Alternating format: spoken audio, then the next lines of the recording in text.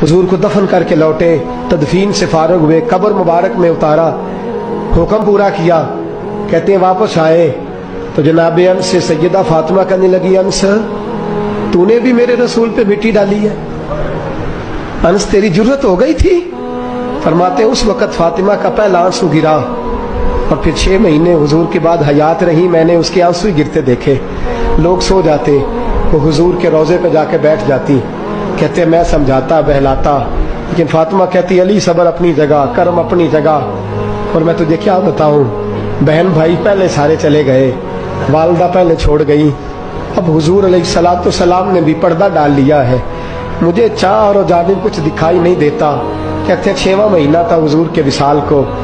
एक दिन मुस्कुराती हुई फातिमा घर आई रोजे से रात को बच्चों के साथ, तो शेर खुदा कहने लगे, मैंने कहा फातिमा बड़े दिनों के बाद मुस्कुराते देखा, क्या बात है? तो कहने लगी अली आज मेरी आंख लग गई थी, मुझे हुजूर ख्वाब में मिले हैं, तो मुझे हुजूर ने कहा तू रोती क्यों है?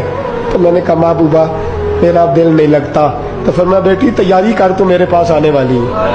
हजरत अली फरमाते हैं बस फातिमा बीमार हुई, चंद दिन गुजरे तो मुझे बुलाया, वो कहने लगे अली वक्त जाने का आ गया है, ये अली के घर की है इज्जत अली से सुनते, नबी के घर की है इज्जत नबी से सुनते, वो जिसने मुअज़्ज़ज़ किया घराने को, हुसैन पाल के जिसने दिया जमाने को, जाने का वक्त आ गया है अली।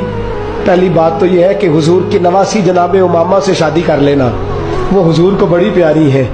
और दूसरी बात यह है कि मेरे हसन हुसैन इनका खास ख्याल रखना।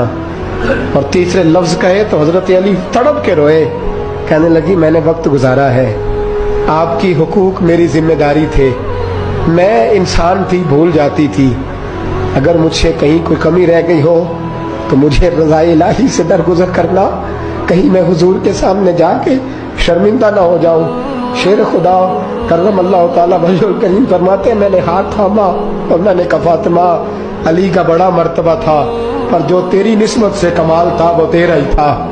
तू कैसी बात करती है, तूने तो हद कर दी, शहजादी होके मेरे घर में खादिमों की तरह रही। हजरत फातिमा रज़ियल्लाहु ताला अन्हा का दूसरा हुक्म ये हुआ कि मुझे रात को दफनाया जाए। और फरमाया मेरे पहले मदीने में ऐसा नहीं होता था, ये हजरत फातिमा ने सबसे पहले कहा। फरमाया मेरी चारपाई के साथ लगा के ना शाखें, चारपाई के साथ तो ऊपर ला के उन्हें ऊपर से बांध देना और उन शाखों के ऊपर एक कपड़ा डालना, मेरे कफन पर भी किसी की नजर न पड़ जाए।